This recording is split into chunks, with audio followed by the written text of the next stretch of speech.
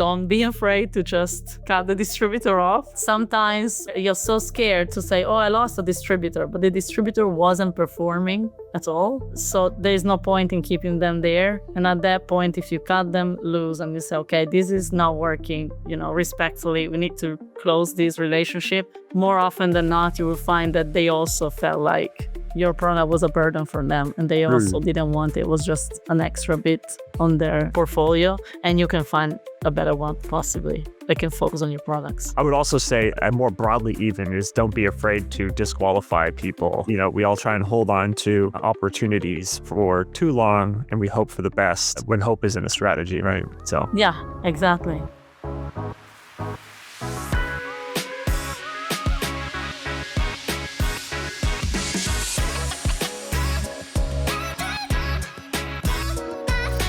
Hey, we got another great episode for you here on the Sales DNA podcast. We're joined by Debora Marchese, who is the International Sales Manager for Angle. And so this episode is a lot of fun because we talk about a lot of things related to international sales, how you build that sales culture of growing internationally within an organization, how that leadership has to start from the top. How do you support distributors and international sales reps to be successful as you grow? All in all, I thought it was a pretty insightful episode. A lot of good discussion. What do you think, Nick? Yeah, definitely. Really interesting. Learned a lot. I really like the discussion around the distributors and how the support has to come from the top, and the patience about it's a long play to build these networks, build these relationships, but pay off in the long run. And I know I've made mistakes there myself when trying to implement this kind of thing. So it was really good to hear exactly how you should go about that and how you should trust in people. Yeah, all in all, I think it'll be a good one. So if you are thinking about international sales, selling in different regions, thinking about growing your company that way, wealth of knowledge in this one. So with that being said, what do I always say, Nick? Let's dive right in. Hey, Debora, welcome to the podcast. We're excited to have you here. Thanks a lot. Thank you for having me. So we gave you a heads up, as we do every one of our guests. Give us a crazy or funny story that's happened in your career. Yeah. Well, mine happened early on in my career. I'm not sure if it's really funny, but it's definitely a bit crazy. So I had just joined a company called RBC Bioscience, and it was my first role in biotech sales.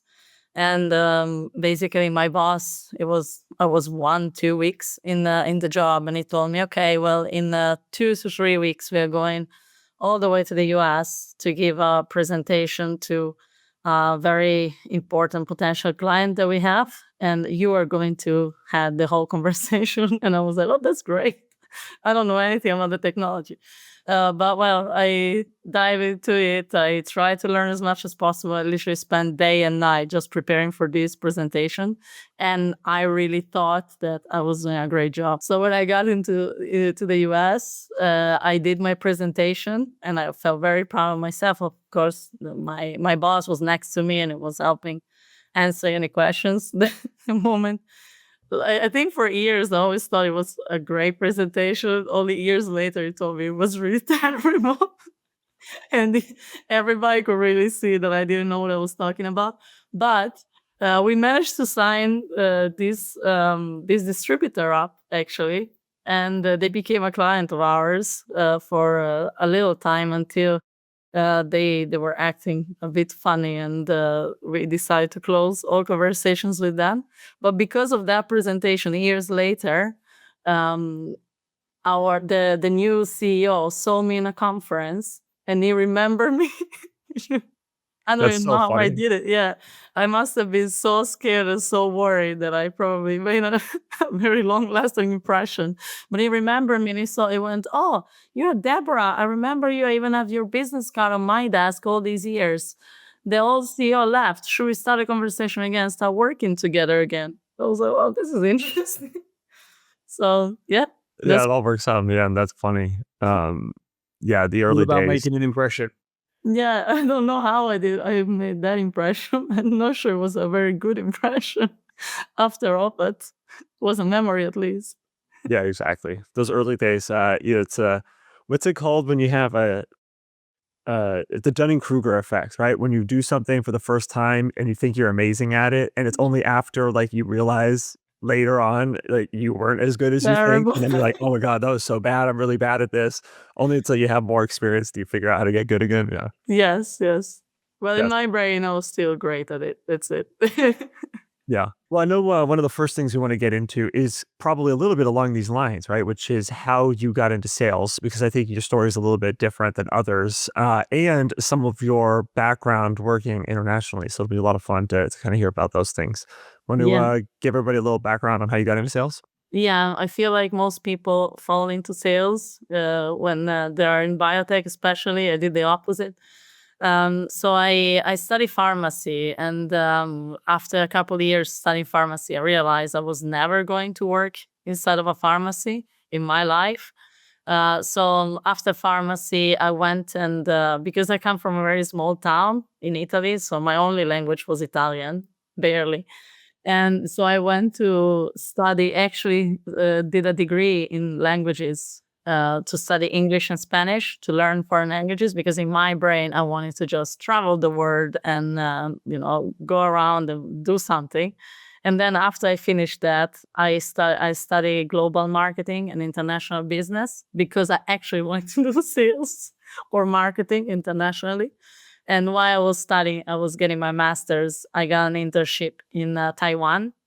There was not in biotech at all. Yeah, it was a company making commercial kitchens.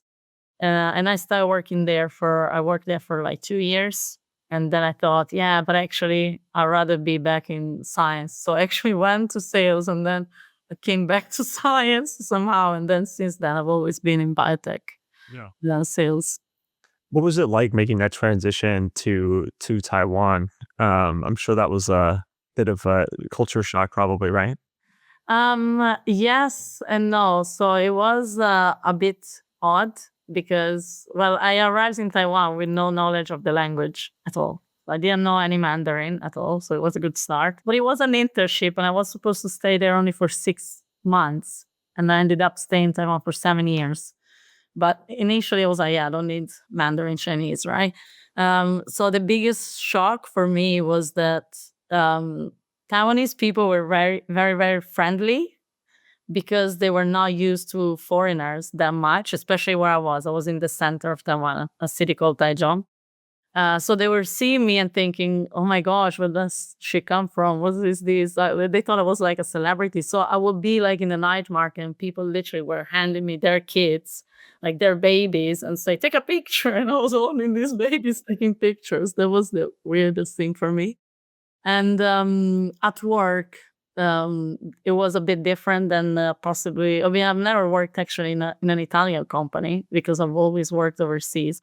But it's definitely different than Europe. There were certain things like in the office, people will have lunch break all at the same time, and you all go outside and pick something to eat, and then use like 15 minutes to eat, and the rest 45 minutes to sleep at your desk, and which I found so cool. I still find it cool. It was great.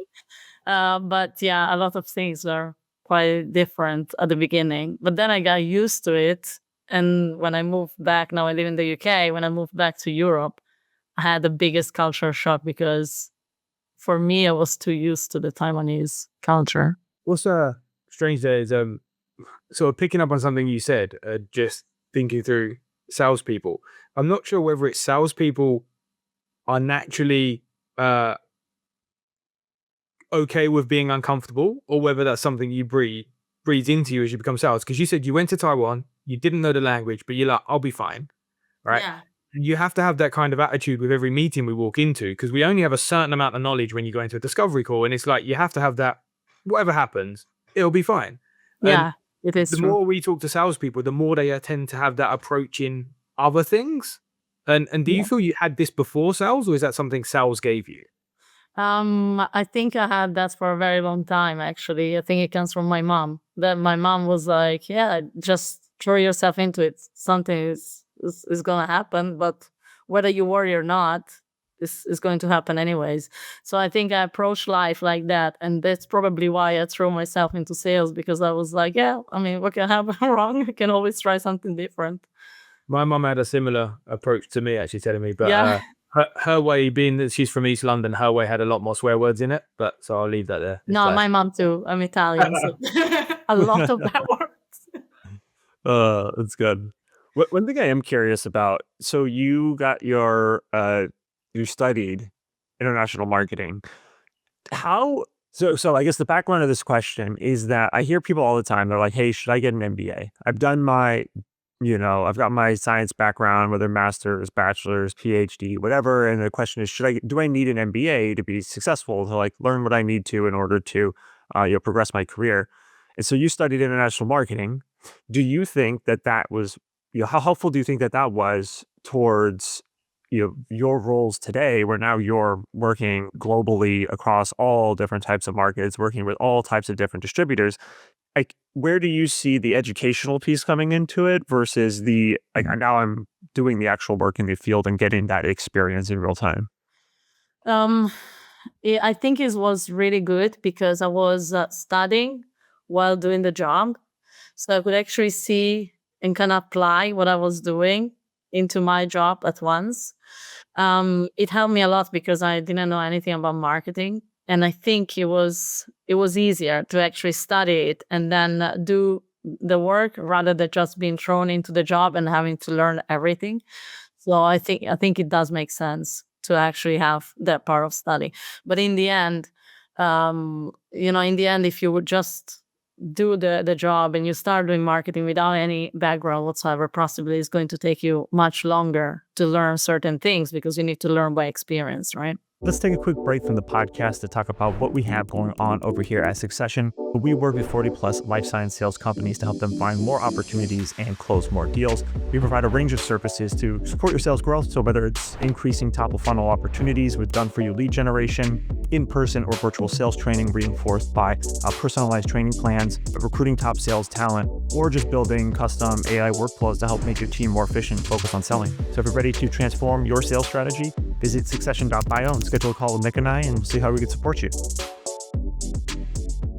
I think that makes a lot of sense, right? It's like the schooling can give some of that foundational knowledge that you may not know, but then you have to be able to translate it into like the actual real world. Is that I think the challenge that I have a lot with these educational systems when it comes to teaching like these real world skills is that, like, I don't know, you go to any MBA and it's like the case studies are like Apple or Walmart or Costco or something. It's like, that's great for them, but like, that's not my 20-person startup that I'm working at that I need to go figure out how to get our first 50 customers, right? Like, that's completely different problems and how you would think about branding, how you think about go to market. Also, these companies that they do these case studies on are like really old school versus like nowadays they have all of these new channels and things that you can leverage to grow your audience, your brand, etc. So I think it's really interesting to like,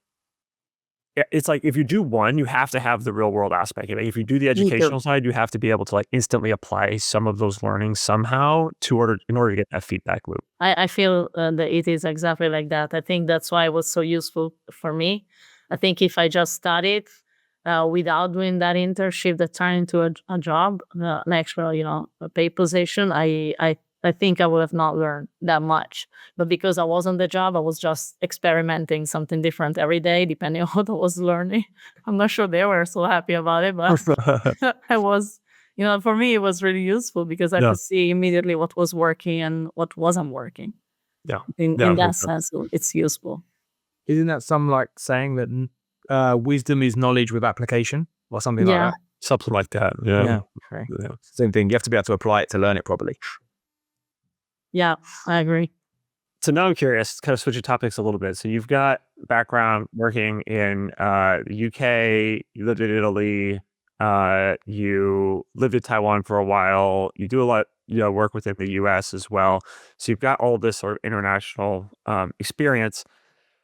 So I want to talk a bit about how you can build this international sales culture into organizations. I think especially early on as you're trying to do this for the first time.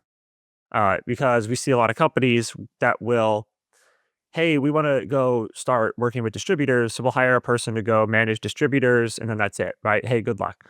seen that before a couple different places. So it's like, what do you have to do as a company in the early days to set that if you're really going to try to start selling internationally and working with global distributors, like how do you have to build that culture within the company to make that successful? Yeah, I like that you talk about build that culture because I feel like many companies just think, oh yeah, I'm going to appoint an international sales manager and the job is done. When actually it's definitely not done. It's never done because the sales manager or business development manager can only do as much. So you need to have the whole company needs to work towards that direction. So I think it needs to come from the top. You need to have a completely different mindset.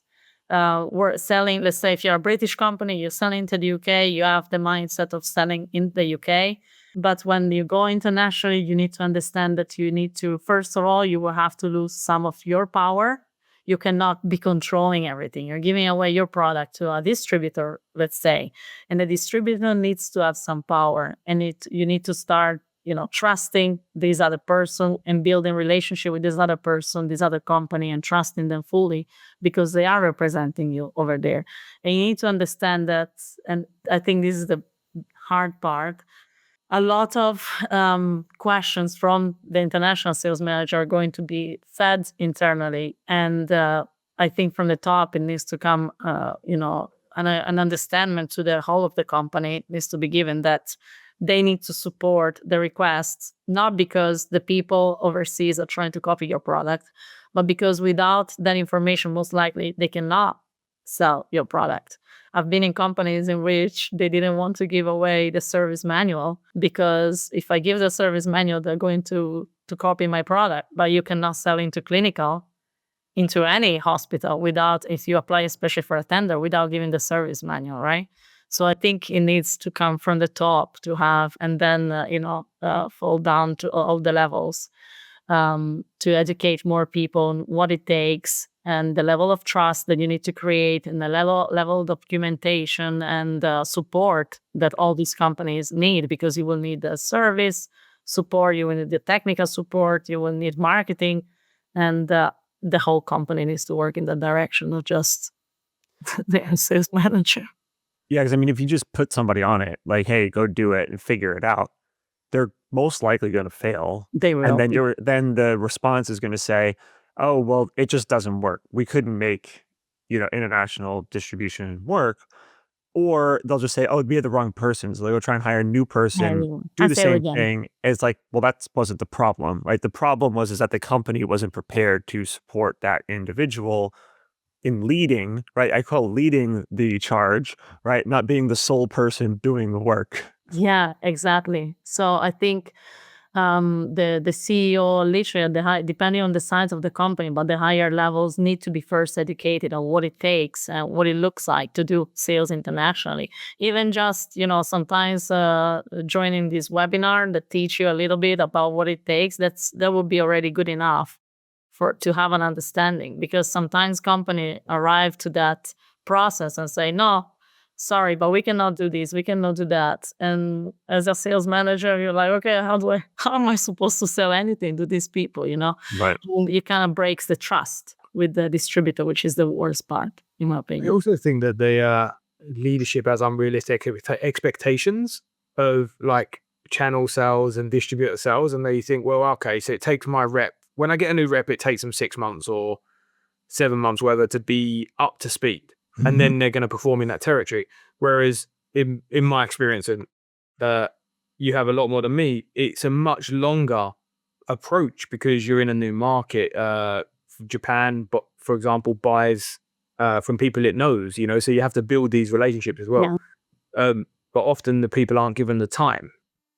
Yeah, and you need at least, in my experience, at least 1 year for the distributor to just to be, to set themselves, understand the market, and start talking to different, start creating different opportunities in the market.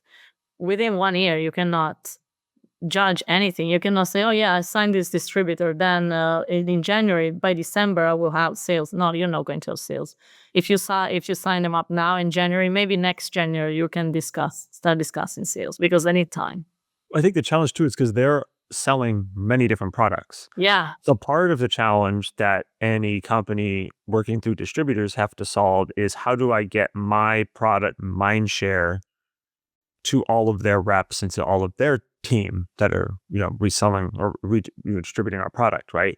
Like that's only one element of it, right? It's like, how do I get them to sell it? How do I get them good at selling it? Right. Those are like now two different distinct Yeah. problems that you have to solve that happen after you get a distributor to sign up. Exactly. And having worked as a distributor myself, it's trust me, it's so difficult to learn all these products. Yeah. If you have especially many, many, many products, you're not going to learn them that well. So it's always important to have the support from the other point. But actually, to your point, how do I get them to sell? I think one of the biggest problems is always giving discounts to the distributors, like giving a proper price to the distributor, because there is this idea in many companies that, oh yeah, I just give them, 30% off the price, and therefore they have enough margin to sell, right? But then you need to count in that they need to ship. Maybe this doesn't work all over the world, right? Like imagine if you're selling from Taiwan all the way to the US. They need to ship these goods all the way up to the US. They need to import them. So they have the import duties, import taxes and everything. And then, they need, maybe they have agents. So they need to calculate also the commission of the different agents. With a 30% discount, they're going to be basically losing money. So you need to make it appealing also to the distributor or to the agent as well. That feeds in quite nicely to a question. I've been a sales leader and I've had to work with distributors, enlist distributors. And something I've always struggled with is that I know reps, and whether they're a distributor rep or a normal rep, they're going to sell the thing that is easiest to sell to get them to commission plan. They're going to do that. And I've always struggled with how do I incentivize my product best so that they want to sell me over everybody else? Because, that's the goal. Yeah.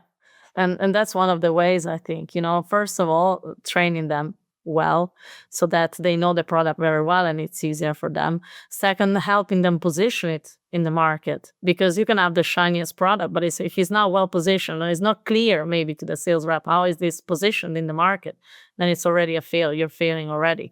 And then, of course, allowing space to the distributor to have that commission to them and making a good commission, of course, is going to incentivize them more, right? Right. Like you can even work with distributors to run certain spiffs for reps, right? I mean, like the thing I think people don't underestimate is just like the amount of time that a distributor rep is in the field selling your product is very low compared to your own team. And so they have to be viewed differently.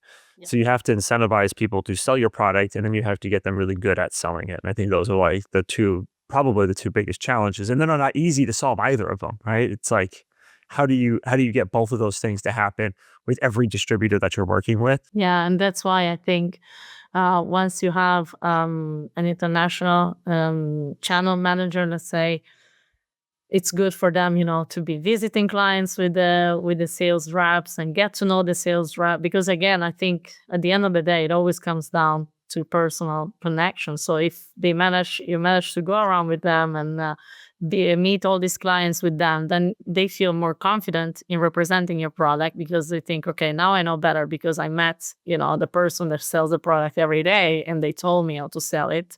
And if I have any problems, I can always go back to them. So Yeah. that is also, I think, very important to kind of empower them.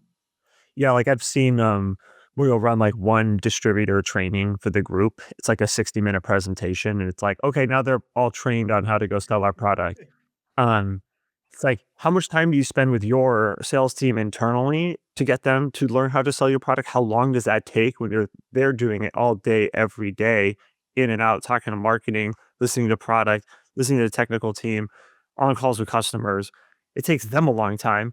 Imagine how that is for somebody who's selling 50 of those products, right? And Exactly. they just don't have the capacity to learn that much. So you have to really dig deep on this if you want it to be successful.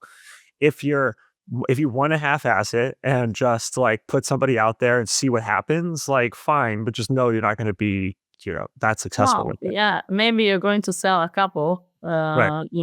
instruments or whatever you're selling, maybe you have a little sales, but it's not going to be maximized, and it's not going to be that relationship that actually is going to make it worth it. And the other point I think on these, because you need to hold hands to the distributor, at least for the first part, for the first year, you need to Yeah. literally hold their hands. Very importantly, you need to set proper expectations. You cannot expect, oh yeah, I'm hiring an international sales manager. Therefore, now we're selling to the whole world. Right. Wait a second. Your target cannot be the whole world. Your target needs to make some sense. Okay, say let's start with expanding to Europe, or let's start with whatever, the MENA region, the APAC region. Choose a region, focus on that, and do it properly, rather than let's throw our international sales rep all over the world and see what happens, and nothing is going to happen because they're going to be spread too thin. They cannot actually work with the distributors properly, and then you say, oh, we failed. I think something we've been talking about is actually also taken for granted in smaller companies, that you're saying like you get an international sales manager. Most smaller companies don't invest even in that phase of it. So I worked in a few small companies, and often it's like, oh, your territory is East USA, or your territory is Europe, or you're the sales manager of X number of people. Also, can you be the channel manager? Because that's just a small job that takes no time. You just got to manage the distributors. That's easy. Easy. Yeah. And I think that level isn't invested in. And I have a sort of anecdotal story of, I was doing that myself, and then somebody came on board that happened to speak Japanese. So I'm like, right, Hasti, this is how you go manage the Japanese distributor. And she was at the point in time much more junior, less experienced than me. And I thought, I don't have time, you do it. She doubled what the distributor was making by working with them. I think the language helped, but you would assume that someone with more experience would do that better. But just where she invested the time in them and worked with them, it doubled what they were doing. Yeah, it I'm going to does claim make. my coach helped, but probably not. No, but it does make the difference. I was working in a company, and we had this distributor in Greece, and nobody had ever met them before. It was just on paper, but nobody ever met them. And when I joined, I was like, yeah, let me go do a Euro trip, and I meet all our distributors. And I met also this distributor, and the guy literally told me, oh, this is the first time somebody has visited me from this company. So this is impressive. So you're actually interested in us? So of course we are, and we start proposing. What I was showing them what we had and what we had just launched, and on the spot he ordered 4 instruments. He said, "Yeah, let me buy 4 instruments immediately," because I feel we had these requests, but I felt like nobody was actually supporting us. Wow. So Yeah. it does make a difference always. Yeah, I think the other pieces too that we talk about are like the support from the rest of the team, right? Like there has to be marketing effort. We talked to somebody a couple of weeks ago on the podcast about just simply translating content and information into local language, right? Could be a big part of how you differentiate in the marketplace.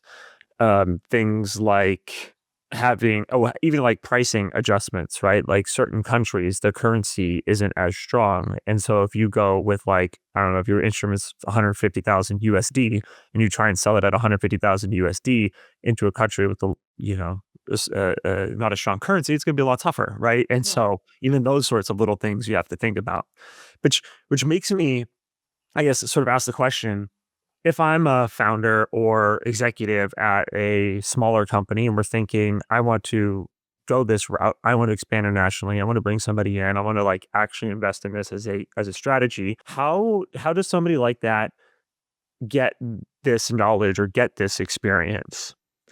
I will say, first of all, try to educate themselves with some webinars. There is a lot of material online that trains a little bit people on international sales. Okay. And I think this would be fundamental at first, just to have an idea of how it works and, how it's going to be different. And then try to educate the company itself, all the people in the company, and it's important that they make this cultural switch in the company to make everybody understand that this is now our goal. This is our strategy for the next 5 years. And that's what we're trying to do. Anything that we can do to support you, to make you understand what is needed, we will do. and really rely on even knowing other companies that already sell internationally and talking to them and Yeah. understanding the struggle. It's always useful, because at that point you get to understand, okay, this is not maybe as easy as I thought it would be. But I Yeah, a think lot of this the is times the you'll have first step. shared investors with these other companies, and Yeah, so you can get exactly. those introductions through your investor network to other people, founder networks, exec networks, those sorts of Yeah. things. Or frankly, just like reach out to people such as yourself and be like, hey, I'm thinking about doing this at my company. Can I just ask you some questions and talk to you? I don't know if I Yeah. just like put you up and your inbox is going to get blown No. out with people reaching out to you. Tomorrow. But like, I think that could be something that people do, Free right? It's advice. like go out there, ask You questions, will. talk to the experts, and then figure out how to create your strategy. You don't just make Yeah, it you willy will nilly. hope they did actually. I would be happy to actually answer questions if anybody was asking me. But I think most people just think, oh, it's easy, let's just do it. But it would be actually very good if more people were starting to ask the questions, and not just assume that you hire a person and they're going to do the job, because it's not going to happen. And I'm gonna give a piece of advice that I think I've learned, and Deborah, you could tell me if I'm wrong or not, right? So if you're not going to hire a sales manager to look after this, then at least listen to the distributors. I made the mistake of almost getting annoyed with the Japanese distributors when I first started this, because they're asking for so much data, so much details about stuff. And I'm like, come on, we can sell this like US, UK, because we're used to those markets. You don't need all that data. And then I traveled with the rep in Japan and realized what the clients are asking of them and how they buy so much more through that data. That's just an example. Every culture is slightly different, right? But if I'd have just trusted in the reps and the people in the distributors as the expert in that area and given them what they needed, I probably would have learned that lesson a lot quicker and less painfully. So my Yeah. advice is, if you're not going to have an international sales manager, listen to the distributor and what they need. Yeah, and that's part of the trust and relationship that you need to build from the beginning, because I think many times the idea is, oh, they're asking all these questions, and they are so far away from me. Why are they asking me all these questions? They maybe don't understand the technology, and you have all these assumptions that actually not the case. They just need that information, otherwise they cannot sell. Well, we're running up on time here, but I want to end with one last question. Because we chatted the other day. Hopefully, you remember the answer when we chatted the other day. But I was to give a one sales tip to all the listeners that has helped you be successful. I don't know the answer I You gave don't you. remember what it was? It was I re- connecting with the person, right? So, Yeah, like making a I know real that relationship. I will have, in general, I will have two tips, and one of them, the first one, will always be to nurture the relationships all the time, because it's always people end up always buying from people, and there is nothing else I can tell you. If you don't have that relationship built, they're not going to buy from you, whether it is distributor or end users. That is always fundamental. And the other thing that I would say is, don't be afraid to just cut the distributor off, which is a bit likely to say. But sometimes you're so scared to say, oh, I lost a distributor, but the distributor wasn't performing at all. So there is no point in keeping them there. And at that point, if you cut them loose and you say, okay, this is not working, respectfully, we need to close this relationship, more often than not, you will find that they also felt like your product was a burden for them, and they also didn't want it. It was just an extra bit on their portfolio, and you can find a better one, possibly. They can focus on your products. That makes a lot of sense. So I would also say, and more broadly even, is don't be afraid to disqualify people. Yeah. We all try and hold on to opportunities for too long, and we hope for the best when hope isn't a strategy, right? So Yeah, exactly. Yeah. I think we're gonna have to do an episode 2 of this, because I have a lot more questions that I had about distributor and sales manager. So yeah, it's really good. Love it. yeah, we'll get into it, sure. Well, Deborah, thanks for coming on. We really appreciate it. It's been a pleasure Thanks having a you. lot for having me.